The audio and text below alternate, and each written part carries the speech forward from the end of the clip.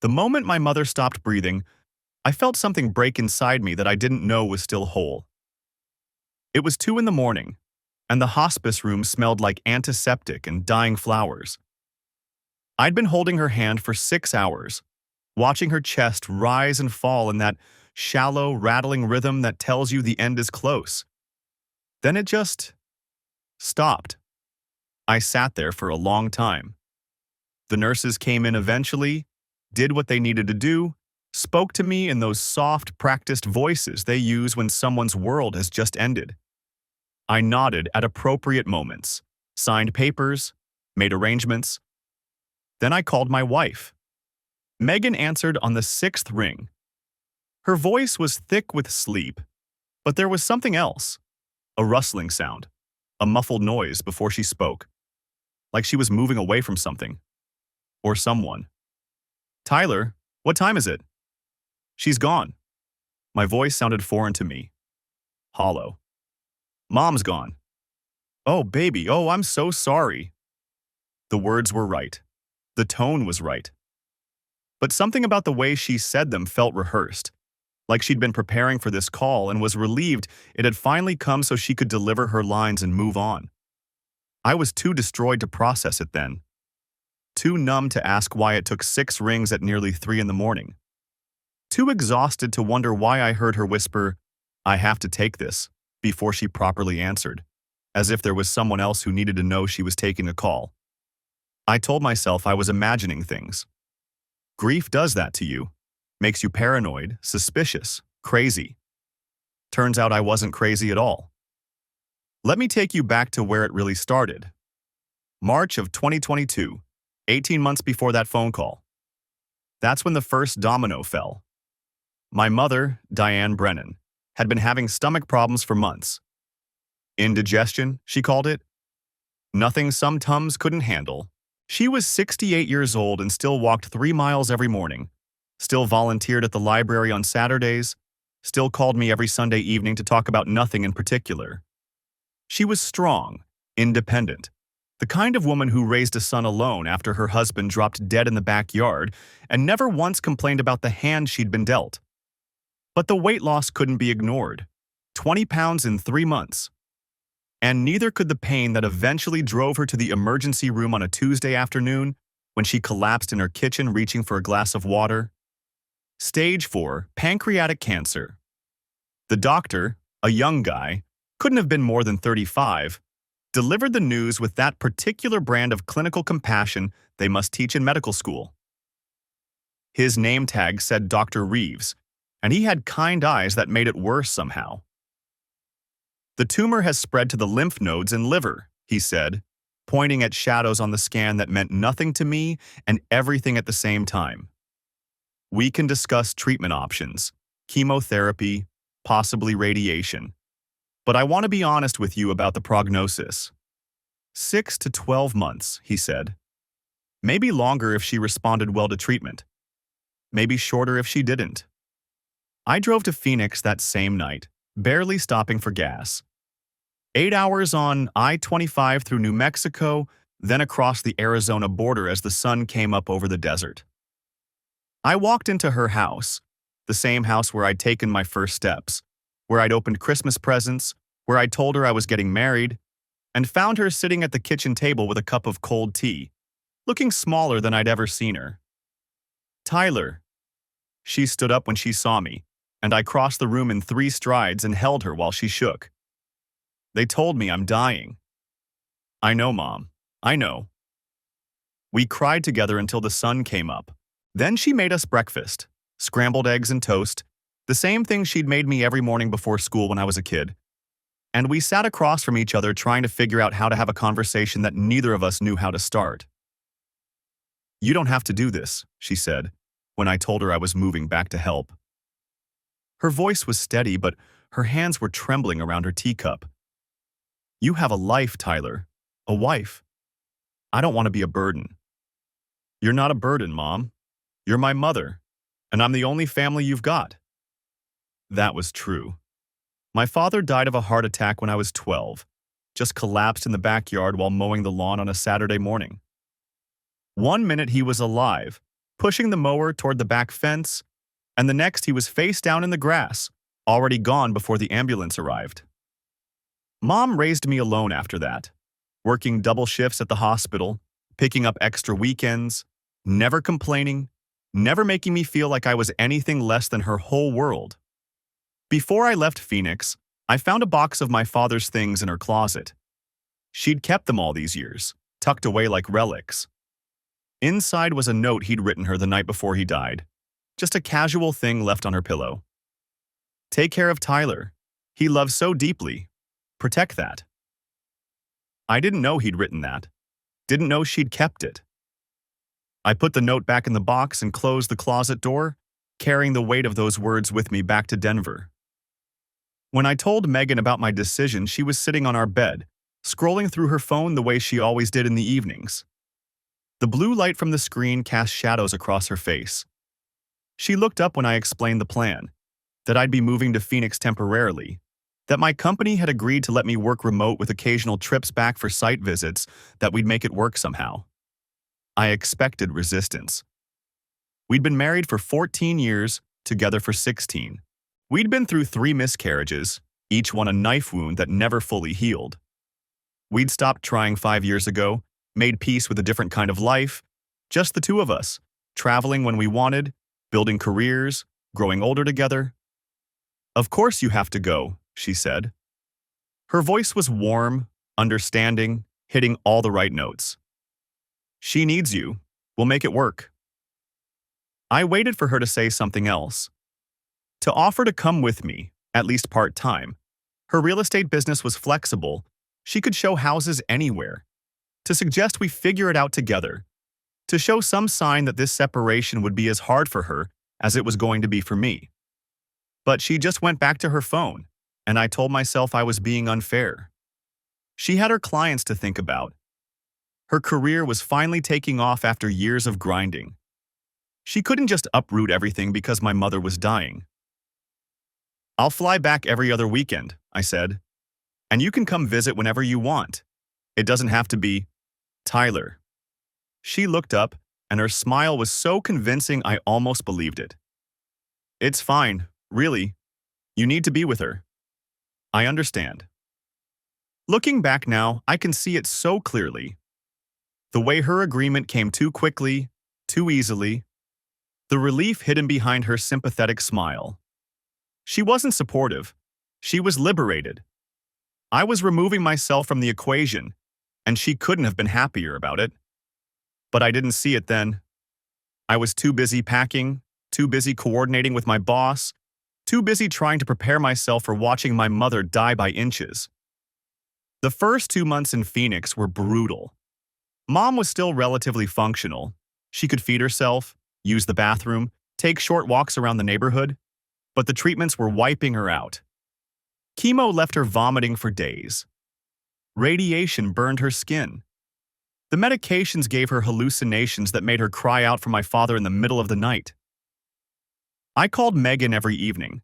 Our conversations were strained, awkward, like we were reading from a script neither of us had memorized. She'd tell me about her day, this showing, that closing, some drama with another agent at her brokerage. And I'd tell her about Mom's latest test results, the hospice evaluation, the endless parade of doctors and nurses and social workers. "I miss you," I'd say. "I miss you too," she'd reply. But her voice never quite matched the words. In May, Megan suggested couples counseling. She framed it carefully, almost casually, like it had just occurred to her over coffee. "Not because we're in trouble," she said quickly. "Just preventive maintenance, you know? This is a hard situation. It might help to have someone to talk to. Together." I was grateful she was being proactive, that she was thinking about us, about our marriage, while I was consumed by caregiving. I told her to find someone, and she did. Dr. Nathan Caldwell, a grief and relationship counselor with a practice in Cherry Creek, one of the nicer neighborhoods in Denver. Excellent reviews online. Specialized in couples navigating terminal illness. Exactly what we needed. Our first session was via video call. Me in my childhood bedroom in Phoenix, sitting at the same desk where I'd done my homework in high school. Megan in our home office in Denver, and Nathan in his professionally decorated office with its carefully arranged diplomas and soothing earth tones. He was good. I'll give him that. Mid-40s, silver at his temples, the kind of weathered handsomeness that suggested depth and experience. His voice was smooth, measured, the voice of a man who'd spent 20 years learning how to make people feel safe. "Thank you both for being here," he said, leaning back in his chair with practiced ease. "I know this isn't easy. Nothing about your situation is easy. But the fact that you're being proactive about your relationship tells me a lot about your commitment to each other." He asked the right questions, drew us out with gentle prompts and strategic silences. "Tyler, tell me about your mother. What is this experience like for you?" I talked for 20 minutes about the diagnosis, about watching her deteriorate, about the guilt I felt every time I thought about Denver, about my career, about my wife. Nathan nodded, made notes, murmured encouragement. "That guilt is completely normal," he said. "You're being pulled in multiple directions, and there's no way to satisfy all the demands being placed on you. The key is not to eliminate the guilt, that's impossible, but to recognize it for what it is. A sign that you care deeply." Then he turned to Megan. "And Megan, what about you? How are you experiencing Tyler's absence?" She was quiet for a moment, and when she spoke, her voice had a slight tremor that might have been genuine emotion or might have been performance. Even now, I can't tell which. "I feel forgotten sometimes," she said. "I know that sounds selfish. His mother is dying. But some days it feels like I've just disappeared from his life. Like I'm not even real anymore." "That's not selfish at all," Nathan said, and something in his voice shifted. Warmer, more personal. "Loneliness in a marriage is one of the most painful experiences there is. You're not wrong for feeling it." I remember thinking, this guy really understands. This is exactly what we needed. What I didn't see, what I couldn't have seen through a computer screen, was the way his eyes lingered on Megan a beat too long. The way she unconsciously mirrored his body language, leaning forward when he leaned forward, tilting her head when he tilted his. The invisible threads already weaving between them. I was 1,000 miles away, watching my mother waste away, and I had no idea that the man I was paying to save my marriage was already planning to destroy it. The summer of 2022 was when things started to shift in ways I was too distracted to notice. We continued our couples sessions via video call for a few weeks, and then Nathan made a suggestion that seemed reasonable at the time. "Megan, I wonder if it might be helpful for you to come in for some individual sessions as well. Caregivers' spouses often experience a kind of secondary trauma.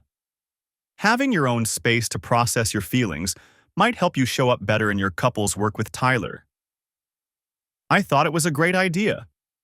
I was drowning in my mother's declining health, the feeding tubes, the hospice decisions, the 3 a.m. emergencies when she couldn't breathe, and I had to decide if this was the time to call the ambulance or if she'd stabilize like she always did.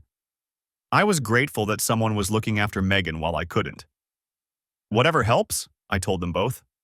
"Whatever she needs." Nathan smiled at me through the screen. "You're a good husband, Tyler." The irony of that statement still makes me want to put my fist through a wall. The individual sessions started once a week, then twice. Megan stopped mentioning them in our phone calls, and when I asked how therapy was going, she'd say something vague like, "It's helpful," or "Nathan says I'm making progress," and change the subject. Meanwhile, my weekends back in Denver, which had started as every other week, became monthly, then every 6 weeks. Mom kept getting worse, and every time I planned to fly home, something would happen. A fall, an infection, a bad reaction to a new medication. I'd call Megan and explain, and she'd say she understood, and the distance between us grew another inch. Our phone calls got shorter. She was always just heading out, or exhausted from a long day, or about to hop in the shower. When I asked about her week, she'd give me bullet points instead of stories. When I told her about mom, she stopped asking follow-up questions. I noticed. Of course I noticed. But I told myself it was normal. Long distance is hard. Caregiving is hard. We'd get through this, and then we'd rebuild. One night in September, I called her at 8 o'clock Denver time. She didn't answer. I tried again at 9. Nothing. At 10, she finally picked up.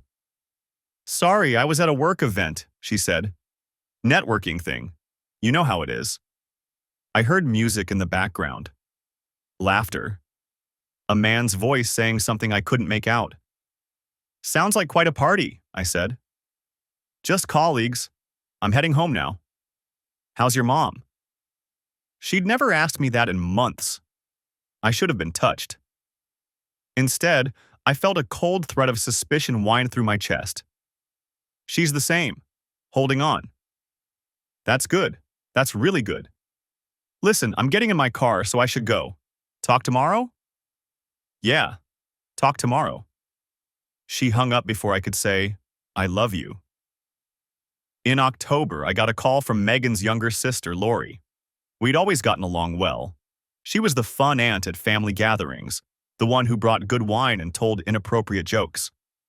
But this call felt different. Tense. "Hey, Tyler, how are you holding up?" "I'm okay, Mom's, day by day." Yeah, I can't imagine." She paused. "Listen, I wanted to ask you something. About Megan." My stomach tightened. "What about her? Have you talked to her lately? I mean, really talked?" "We talk every day. Why?" Another pause. Longer this time. "I stopped by her place last week. Wednesday evening. Her car was in the driveway, but no one answered the door. I waited around for about 20 minutes, and then she pulled up, with some guy in her passenger seat." The cold thread in my chest turned to ice. She said he was a client she'd taken to dinner, and she was giving him a ride because his car was in the shop. "But Tyler," Lori's voice dropped. "She was wearing her wedding ring when she left that morning. I know because I saw her at the coffee shop.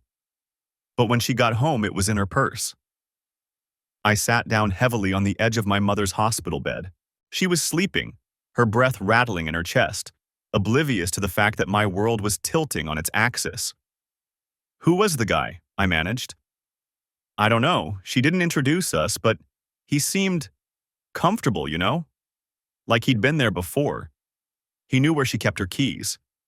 Made some comment about her new throw pillows." I wanted to ask more questions, wanted to demand answers. But my mother stirred in her sleep, calling out for my father, "Jim? Jimmy, where are you?" And I had to go. "I'm sure it's nothing," Lori said, though she didn't sound sure at all. "I just thought you should know." After we hung up, I sat in the dark for a long time, watching my mother sleep and wondering if my marriage was already dead and I just hadn't noticed. November and December passed in a blur of medical appointments and family crisis. My mother's condition deteriorated, stabilized, deteriorated again. She started forgetting things. My name, on bad days. The year. Whether my father was alive or dead, I'd find her crying in the middle of the night, reaching for a man who'd been gone for 30 years. Through it all, I kept calling Megan. Kept trying to maintain some connection to my life in Denver, to the woman I'd married 14 years ago, to the future we were supposed to have together. Our conversations became increasingly performative, me asking questions, her giving short answers, both of us pretending everything was fine. I flew home for Christmas, my first visit in almost 2 months. I'd hired a night nurse to stay with Mom while I was gone, had arranged everything perfectly so I could have 5 days with my wife.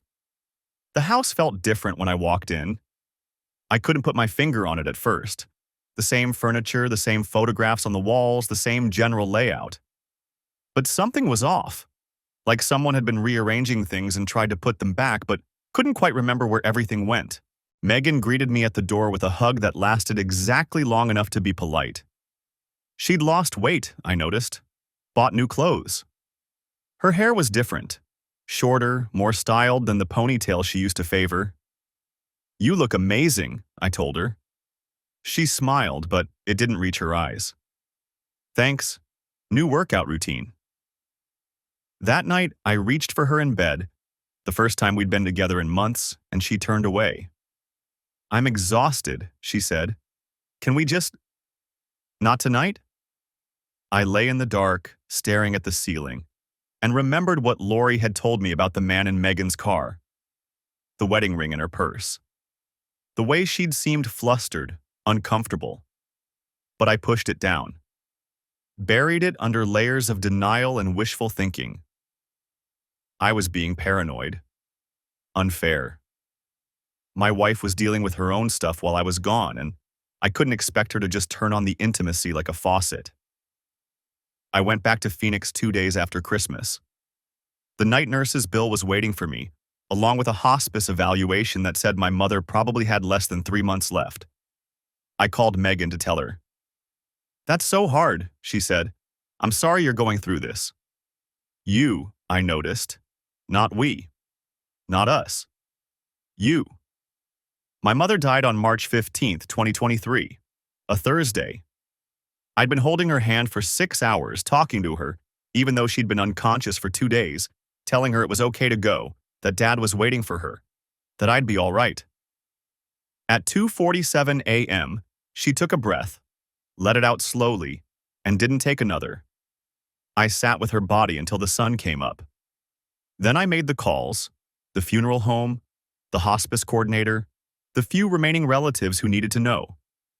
And finally, Megan. That's the call I described at the beginning. The 6 rings. The rustling.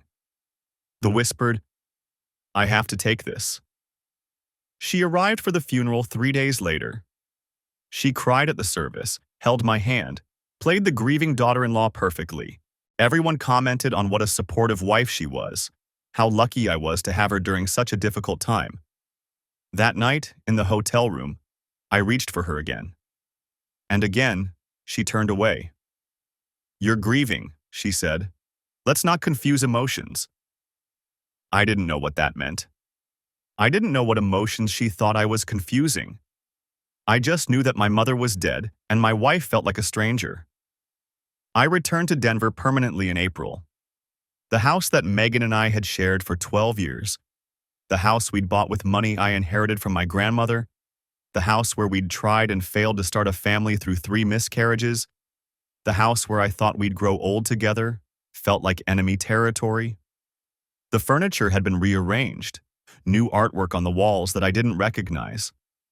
The guest room smelled faintly of cologne, not my brand. I redecorated while you were gone, Megan explained, her voice too bright, too casual. Thought it might help. A fresh start, you know?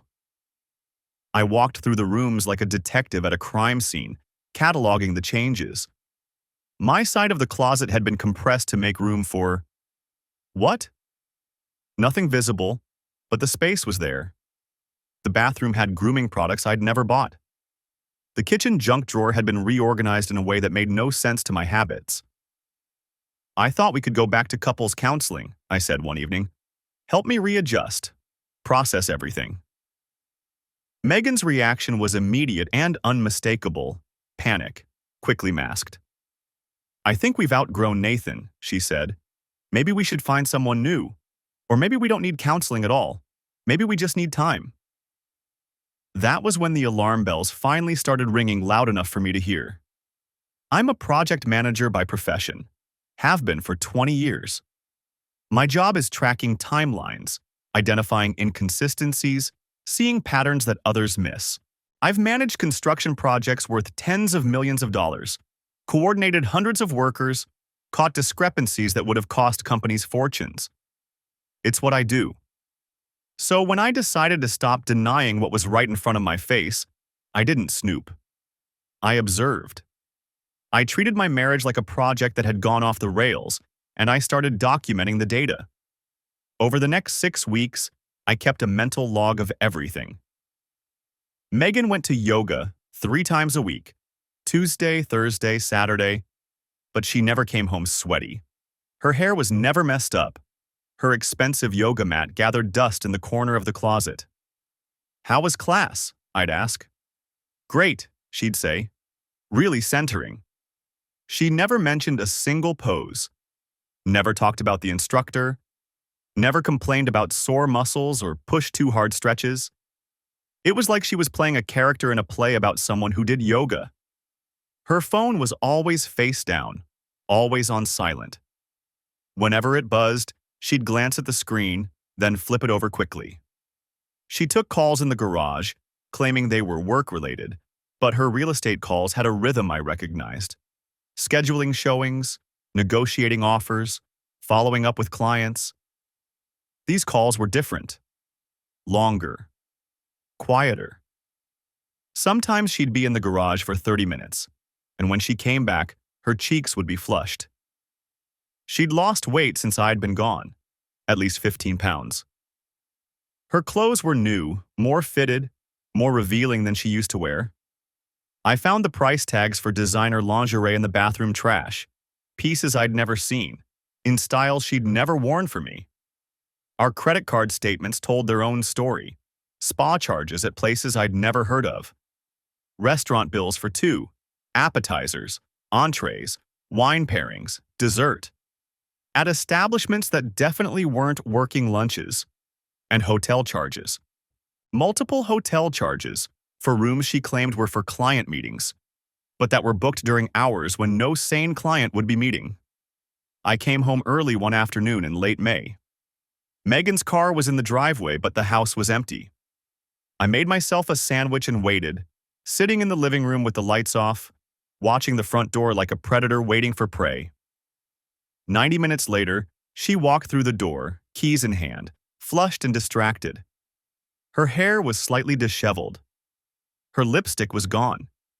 She smelled like cologne that wasn't mine. "Oh." She actually jumped when she saw me in the dim room.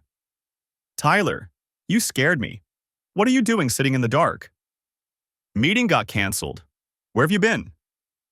She hesitated for just a fraction of a second, but I was watching for it, and I saw it. "I went for a drive, to clear my head." "For 90 minutes? Where?" Her eyes narrowed. "Nowhere specific. Why are you interrogating me?" It was the defensiveness that confirmed it. An innocent person would have been confused by the question, maybe even amused. A guilty person gets defensive. A guilty person turns the question back on you, makes you feel like you're the one with the problem. After that conversation, I stopped dismissing my instincts and started gathering evidence. I didn't hack her phone or hire a private investigator. Not yet. I did something simpler. Years ago, we'd set up a family iCloud account to share photos and calendars and make life easier. Megan had apparently forgotten it existed. One night, while she was in the shower, I logged into our shared account on my laptop. Her location history was right there, months of data she'd never thought to delete. Repeated visits to an address in Cherry Creek, not Nathan's office, which I'd Googled out of morbid curiosity, but a residential building a few blocks away. The visits had started in October of 2022. They'd increased in frequency through the winter and spring. Some lasted an hour. Some lasted overnight. My hands were shaking as I scrolled through her photo library. Selfies I'd never seen. Her in restaurants, her in what looked like a hotel room, her with a champagne glass raised toward whoever was taking the picture. The images were cropped to hide the second person, but I could see a man's hand in one of them, a man's knee in another. Then I found the text thread. It was supposed to be deleted. She'd erased it from her phone, but the cloud had backed it up before she could purge it completely. Messages going back to September of 2022, getting progressively more intimate as the months went on. "I can't stop thinking about last night. When can I see you again?" He suspects nothing. The guilt is killing me, but not enough to stop. That last one was dated October 2022. The same month Lori had seen her with the man in her car. The same month I'd started sensing that something was wrong. I read the thread 3 times. I didn't cry. I didn't scream. I didn't throw the laptop across the room, though I wanted to. Instead, I took screenshots of everything, photographed the screen with my phone, saved the evidence in a folder I created on a USB drive. Then I closed the laptop, sat in the dark for 4 hours, and tried to figure out who I was married to. A week later, I met Lori for coffee. She thought it was a casual catch-up. I'd texted her asking how she was doing, suggesting we grab a latte at a cafe near her office. She was nervous when she sat down. She'd known something was off since October, and I think she suspected I was finally going to ask her about it. "How long have you known?" I said, without preamble. Lori froze with her coffee halfway to her lips. I could see her calculating whether to deny it, weighing the options, reading my face. "October," she said finally, "when I saw them together. But Tyler, I didn't know for sure. I didn't want to make an accusation without 7 months." I kept my voice flat, emotionless. "You've known for 7 months." I confronted her in November. She swore it was over, that it had been a mistake, that she was recommitting to your marriage. I believed her. She's my sister. I wanted to believe her. But it wasn't over. Lori looked down at the table. I suspected. But I convinced myself I was wrong. I thought maybe I was being paranoid, or that I'd misunderstood what I saw. She met my eyes. "I'm so sorry, Tyler. I should have told you." I wanted to be angry at her. Part of me was. But the bigger part understood that she'd been caught between her sister and her brother-in-law, and there was no right answer in that situation. "What do you know?" I asked. "About him. About them." Lori took a deep breath. "His name is Nathan Caldwell. He's our couple's counselor." Her face went pale. "You knew?" I figured it out. "What else?" "He was married. His wife left him last year. She cited infidelity in the divorce papers. There have been rumors about him for years, apparently. Other clients. Nothing that ever stuck." I thought about all those sessions, all those hours I'd spent pouring my heart out to this man while my mother was dying, trusting him to help save my marriage while he was systematically dismantling it. "There's something else," Lori said. "Megan's been telling people, family, friends, that you were emotionally absent, that you checked out of the marriage when your mother got sick, that you chose her over Megan and left her with no choice but to find comfort elsewhere." The audacity of it took my breath away. I had been caring for my dying mother, and somehow I was the villain in this story. I had trusted a professional to help us through a crisis, and he had used that trust to seduce my wife. And now she was rewriting history to make herself the victim. "Thank you for telling me," I said to Lori. "What are you going to do?" I finished my coffee and stood up. "I'm going to burn it all down." I didn't confront Megan. Not yet. Screaming matches and tearful denials wouldn't get me what I wanted. I needed to be strategic. Surgical. I called a divorce attorney named Heather Dawson, one of the best in Denver. A colleague of mine had used her during his brutal divorce a few years back. She'd gotten him the house, the retirement accounts, and full custody of his kids. She was expensive, $500 an hour, but she was worth it. Her office was in a gleaming tower downtown, all glass and chrome and the kind of aggressive professionalism that told you this woman didn't lose often. She was in her 50s, silver-haired, with the sharp eyes of someone who'd seen every kind of marital betrayal and was no longer surprised by any of them. "Tell me everything," she said, leaning back in her chair. "Don't leave anything out." I talked for an hour. The diagnosis, the move to Phoenix, the counseling sessions, the affair, the evidence I'd already gathered. By the time I finished, Heather was nodding slowly, making notes on a legal pad covered in her precise handwriting. "Colorado is a no-fault divorce state," she said. "Infidelity doesn't directly affect asset division. The court doesn't care who cheated. They care about equitable distribution of marital property. So she gets half of everything after what she did? Not necessarily. There are other angles. She tapped her pen against the pad. Dissipation of marital assets. If she spent your joint money on this affair, hotels, trips, gifts, that can be recovered. The court takes a dim view of spouses who waste marital funds on their affair partners. $34,000, I said. That's what the credit card statements show. Heather's eyebrows rose. That's significant. We can make a strong case for recovery. What about him? The counselor? If you can prove he started sleeping with her while she was still his client, he's looking at ethics board violations, potential license suspension or revocation. She smiled, and it was not a kind smile. Therapists who sleep with their clients don't tend to keep their careers for long. She handed me 2 business cards. This is a forensic accountant I work with. He'll go through your finances with a fine-toothed comb, document every dollar she spent on this affair. And this is a private investigator. She's discreet, thorough, and knows how to document things in ways that hold up in court. I took the cards. What do I do in the meantime? Do I confront her? Absolutely not. You keep your head down, act normal, and let us build the case. The more evidence we have, the better position you'll be in when we file. She leaned forward. Can you do that? Can you live with her? Sleep in the same bed? Pretend everything's fine while we're documenting her affair? I thought about my mother. About the 18 months I'd spent watching her die, holding on to hope even when I knew it was pointless, pretending to be okay when I was falling apart inside.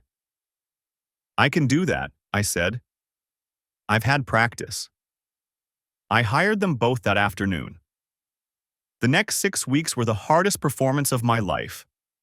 I went home every night to the woman who had betrayed me, sat across from her at dinner, slept in the same bed, pretended that everything was normal. I asked about her day, complimented her cooking, made small talk about nothing. It was like living with a stranger, which, I realized, was exactly what I was doing. The Megan I had married, the woman I thought I knew, had never really existed. Or maybe she had, and somewhere along the way she'd become someone else entirely. The PI's findings came in over those 6 weeks. Nathan Caldwell rented a condo in Cherry Creek under an LLC, probably to keep it off his divorce records. Megan visited regularly, sometimes during the day, sometimes overnight. They'd taken 2 business trips together while I was in Phoenix, one to Napa Valley, one to Santa Fe. Meanwhile, Nathan had continued billing our couple's counseling sessions to insurance, collecting payment for therapy while conducting an affair with his client. The forensic accountant found even more. Megan had spent approximately $34,000 of our joint money on the affair over 18 months. Hotel rooms, flights, restaurant bills, gifts. She'd even opened a secret credit card in her own name, but the debt was still traceable to marital assets. When I had everything I needed, I set the trap. I think we should get away, I told Megan one evening in late July. Just the 2 of us. Reconnect? She looked up from her phone, surprise flickering across her face. We were sitting in the living room, her on the couch, me in the armchair I'd claimed as my own years ago, and the television was playing some home renovation show neither of us was watching. Get away? I was thinking Estes Park, that cabin where we honeymooned, remember? They still rent it out. I watched her process this. Confusion first. This wasn't how I'd been behaving lately. Then suspicion. Was I testing her? Then something that might have been guilt, flickering across her face so quickly I might have imagined it. That sounds nice, she said finally. When were you thinking? Next weekend? She hesitated just long enough to confirm what I already knew. She had plans with Nathan, and now she'd have to cancel them. I could almost see her weighing the options, refuse and look guilty, or agree and miss her rendezvous. Sure, she said. Next weekend works. The drive up to Estes Park was strange. We made small talk, the kind of shallow conversation you have with acquaintances at a party, not the easy silence of a long-married couple. The mountains rose around us as we climbed, and I remembered the first time we'd made this drive, 16 years ago, newly married and stupid with love. The cabin hadn't changed much. Same stone fireplace, same knotty pine walls, same view of the Rockies through the massive windows. We'd made love in front of that fireplace on our wedding night, talked until sunrise about the life we were going to build together. I played the part of the attentive husband, the man rediscovering his love after a difficult absence. Made breakfast, suggested a hike, built a fire in the evening and opened a bottle of good wine. Megan seemed genuinely confused by my behavior, maybe even guilty. She kept looking at me sideways like she was trying to figure out my angle. That evening, we sat on the cabin's porch watching the sun set behind the mountains. The sky turned orange, then pink, then deep purple. Somewhere in the forest, an owl called. "I'm sorry," Megan said suddenly, "for how things have been, for the distance." I waited.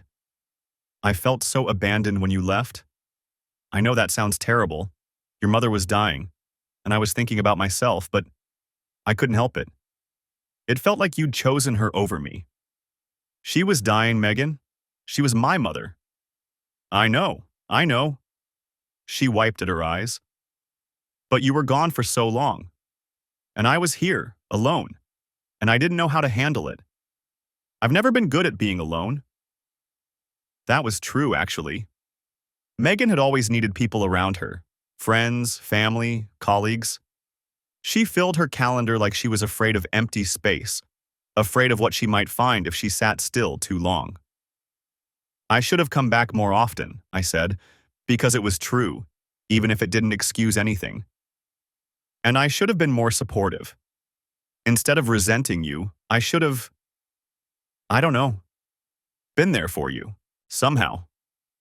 We sat in silence for a while, watching the stars come out. I thought about all the things I could say, about Nathan, about the texts, about the 18 months of lies. But I held my tongue. Not yet. Not tonight. That night, Megan initiated intimacy for the first time in over a year. I went through the motions, but inside I felt nothing but a cold, clinical distance. This wasn't reconnection. This was guilt. This was her trying to convince herself that what she'd done wasn't so bad, that our marriage was still salvageable, that she hadn't thrown away 14 years for a man who'd manipulated her vulnerability. I realized something during that weekend. Megan wasn't in love with Nathan Caldwell. She was addicted to the validation he provided. The affair had never been about love. It had been about filling a void she couldn't name, an emptiness that had existed long before I left for Phoenix, maybe long before I'd even met her. That didn't make it hurt less. It made it hurt differently. 2 weeks later, I told Megan I needed to go back to Phoenix. My mother's estate was still being settled. There were documents to sign, loose ends to tie up. "I'll be gone about a week," I said. "Maybe a little longer." She nodded, her face carefully neutral. "Do what you need to do." I booked a flight, checked into a hotel in Phoenix, created a paper trail that would show I'd been gone. Then I flew back to Denver on a different airline, using a slight variation of my name that wouldn't flag on joint accounts. I checked into a motel near our house, and I waited. The PI confirmed it within 48 hours. The night after I left, Nathan Caldwell's car was parked in my driveway. It stayed overnight. I had photos, timestamps, a sworn statement from a licensed investigator. I came home early on a Tuesday morning. Let myself in at 7 a.m., quiet as a ghost. They were in the kitchen. Megan in her bathrobe making coffee. Nathan in a robe I recognized. It had been my father's, one of the few things I'd kept after he died. Mom had given it to me years ago, and I'd left it hanging in the closet because it reminded me of him. This man, this predator who had destroyed my marriage, was wearing my dead father's bathrobe and drinking coffee in my kitchen like he belonged there. For a moment, I saw red. Literally, my vision narrowed. and everything went crimson at the edges. I wanted to hurt him. Badly. I wanted to grab him by the throat and slam his head into the counter until he stopped moving. The urge was so strong I could taste copper in my mouth. But I didn't. Because violence wouldn't give me what I wanted. And what I wanted was to destroy him completely. Nathan. I kept my voice calm, controlled. The calmness was scarier than shouting would have been. I could see it in the way they both froze. I'd advise you to leave. Megan, we need to talk. Megan dropped her coffee mug. It shattered on the floor, spreading ceramic shards and brown liquid across the tile she'd picked out herself 3 years ago. The expensive Italian tiles she'd insisted we needed because they'd make the kitchen feel more sophisticated. Nathan started to speak, putting on his therapist voice, that measured tone I'd heard in a dozen sessions, trying to diffuse the situation with professional calm. Tyler, I understand you're upset. Let's sit down and discuss this like... I cut him off. I know about the ethics violations. I know about the other complaints against you. There have been 3, haven't there? All dismissed due to insufficient evidence. I know about the condo in Cherry Creek that you rent under an LLC, the one you used so your wife wouldn't find out about your extracurricular activities. I know you've been billing insurance for therapy sessions while sleeping with your client. I paused, let the words sink in. I have photographs, financial records, sworn statements from a licensed investigator, and by next week, the Colorado Board of Psychology will have all of it. So unless you want to discuss this with your own attorney, I suggest you get out of my house. Now. Nathan's face went white. The smooth, confident mask he wore crumbled, and underneath was something small and scared and ugly. He opened his mouth, closed it, looked at Megan, who was standing frozen by the counter, her hand still in front of her like she was about to catch the mug she'd already dropped. Megan, he said, his voice cracking. Tell him. Tell him what? I asked. Tell him how you seduced her while I was watching my mother die? Tell him how you billed our insurance for couples therapy while you were betting half your client list? Tell him about Santa Fe? About Napa? He had nothing. No defense, no excuse, no clever words. He just stood there in my father's robe, looking exactly like what he was, a predator caught in the light. Get out, I said again, and leave the robe. It belonged to my father and you don't deserve to touch it. He left, didn't even put on pants, just grabbed his clothes from wherever he'd left them and fled in his underwear, clutching his shirt and shoes against his chest like a thief in the night. The door slammed behind him, and then it was just me and Megan, standing in the kitchen with shattered coffee mug between us like a metaphor. Tyler, she started, please let me explain. There's nothing to explain. I pulled a folder from my jacket and slid it across the counter. Here's everything. The photos, the texts, the financial records, the timeline of your affair with our couples counselor. She didn't touch the folder. Just stared at it like it was a snake that might bite her. 18 months, I said. You've been sleeping with him for 18 months, since September 2022, since 2 months after my mother was diagnosed. While I was holding her hand through chemotherapy, you were in his bed. While I was cleaning up her vomit at 3 in the morning, you were drinking champagne in Napa. It wasn't like that, she whispered. No?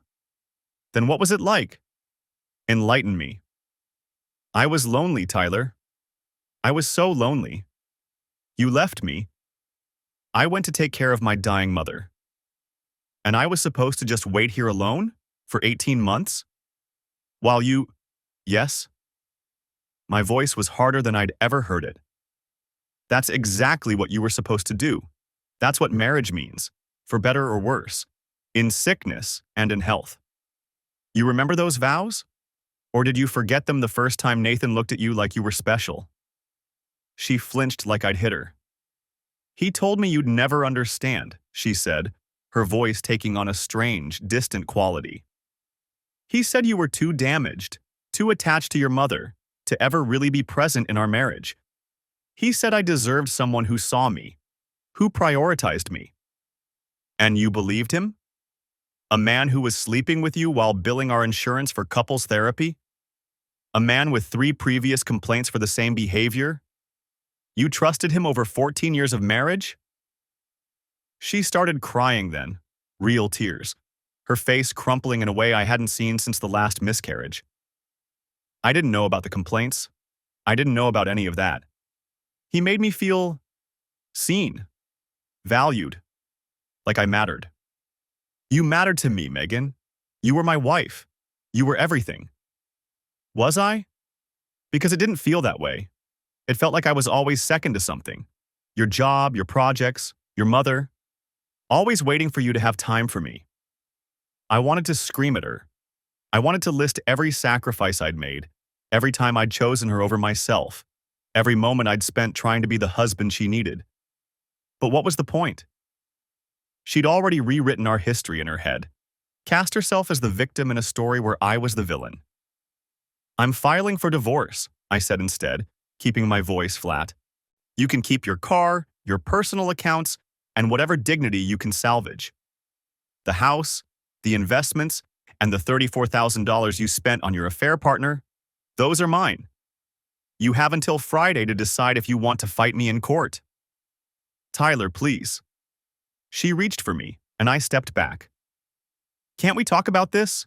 Can't we try to what? Work it out? Go back to couples therapy? I laughed, and it sounded broken even to my own ears. I think we've seen how well that worked. I made a mistake, a terrible mistake, but I still love you. I never stopped loving you. Maybe not. But you stopped respecting me. You stopped honoring me. You let a man whose job was to help us into our bed, Megan, into our home. You let him wear my father's robe. She had nothing to say to that. Just stood there crying, arms wrapped around herself, looking smaller and more pathetic than I'd ever seen her. I picked up the folder and set it on the counter in front of her. You have until Friday. My attorney's information is in there. Then I walked out of the house where I'd thought I'd spend the rest of my life, and I didn't look back. The aftermath unfolded exactly as I'd planned. I filed a formal complaint with the Colorado Board of Psychology. The evidence was overwhelming. The sexual relationship with an active client, the fraudulent billing, the pattern of similar behavior with previous clients who had been too ashamed or too intimidated to pursue formal action. Nathan's license was suspended pending investigation. Within a month, 2 other former clients came forward with their own statements, emboldened by my complaint. His practice collapsed. His remaining clients fled to other therapists, probably wondering if they'd been targets too. His landlord terminated his office lease. He tried to sue me for defamation, a desperation move that his own attorney must have advised against. When my lawyers provided our evidence in discovery, he withdrew the suit and slunk away with his tail between his legs. Megan fell apart. Without Nathan, without me, she had nothing to hold on to. The affair hadn't been love. It had been a life raft, and now it was gone. She moved in with Lori, who was furious at both of them, at Megan for destroying her marriage, at herself for not telling me sooner. Megan's real estate business suffered as rumors spread through the professional community. She reached out to me constantly, emails, texts, showing up at my office, but I maintained complete no contact through my attorney. I sent her one letter, hand-delivered by Heather's paralegal. Megan, I loved you for 15 years. I would have walked through fire for you. When I needed you most, you chose convenience over commitment. I wish you no harm, but I can't offer you forgiveness. That's not cruelty. It's self-preservation. I hope you find whatever it is you were looking for, but you won't find it with me. The divorce was finalized in 47 days. We sat in separate conference rooms, signed the papers through our attorneys, and never spoke directly again. I kept the house, the retirement accounts, and full recovery of the money she'd spent on her affair. She got her car and her personal belongings. It was over. A few weeks after the divorce was final, I was cleaning out the garage getting ready to sell the house because I couldn't live where my marriage had been destroyed. And I found a box of my mother's things. Stuff I'd shipped from Phoenix after she died but never opened. Inside, among the photographs and keepsakes, I found a letter. It was in my mother's handwriting, dated October 2022, the same month Megan's affair had begun. It was sealed, addressed to me, but never mailed. "My dearest Tyler," she'd written, "I know you're struggling. I know you feel guilty for being here instead of with Megan. But I need to tell you something I've never said. I met her, you know. Megan. She came to visit once about 5 years ago when you were at a conference. She wanted to get to know me better. But the whole weekend she made small comments about how I relied on you too much, about how you'd never be free until I was gone, about how she sometimes felt like the other woman in your marriage. I never told you because I thought it would hurt you, and because I hoped I misunderstood. But I need you to know. Whatever happens, you have always been enough. Don't let anyone make you feel like loving your mother was a weakness. All my love, Mom." I sat on the garage floor, holding that letter, and finally let myself grieve. Not just for my mother, but for my marriage. For the 15 years I'd spent with a woman who saw my devotion to my family as competition. For the version of myself who had trusted and loved and believed in something that was never real. I sold the house in November. Bought a smaller place in Boulder, closer to the mountains, farther from the memories. I started seeing a therapist, a real one, carefully vetted, recommended by 3 different sources before I'd even consider making an appointment. Not for my marriage, for my grief. I realized I'd never properly mourned my mother because I'd been too busy surviving Megan's betrayal. Somewhere along the way, I reconnected with an old college friend named Rachel Abbott. We'd lost touch after graduation, but I'd heard through mutual friends that her husband had died of cancer 3 years back. We met for coffee one afternoon, 2 people who understood what it meant to lose someone while everyone expected you to keep functioning. Coffee became dinner. Dinner became hiking. Nothing romantic, not at first. Just companionship. Understanding. The rare gift of someone who didn't need you to explain why some days were harder than others. In January, Lori reached out. Not to apologize for Megan, she'd already done that multiple times, to apologize for herself. "I should have told you in October," she said, "the moment I suspected. I let family loyalty override basic decency, and you deserved better than that." I thought about it for a long time before I answered. "You're not your sister," I finally said. "You made a bad call, but you're not the one who betrayed me. Let's start from there." We began rebuilding something like a friendship. Cautious, tentative, but real. The psychology board's investigation concluded in February. Nathan Caldwell's license was revoked permanently. Their public statement cited a pattern of exploitation of vulnerable clients and gross ethical violations. Local media picked up the story. The grief counselor who preyed on grieving families. It ran on the evening news for 3 days. Nathan moved out of state after that. Last I heard, he was working as a life coach somewhere in the Southwest. No license required. Probably still finding new victims. Megan eventually moved to Albuquerque, according to Lori. Fresh start, she called it. She sent me one final email on what would have been our 16th wedding anniversary. "I know I don't deserve your forgiveness. I just wanted you to know that I'm sorry. Not because of what I lost, because of what I destroyed. I hope you're happy. I mean that." I read it once. I didn't respond. I didn't hate her anymore. I just didn't think about her at all. A year after my mother's death, I drove to Phoenix.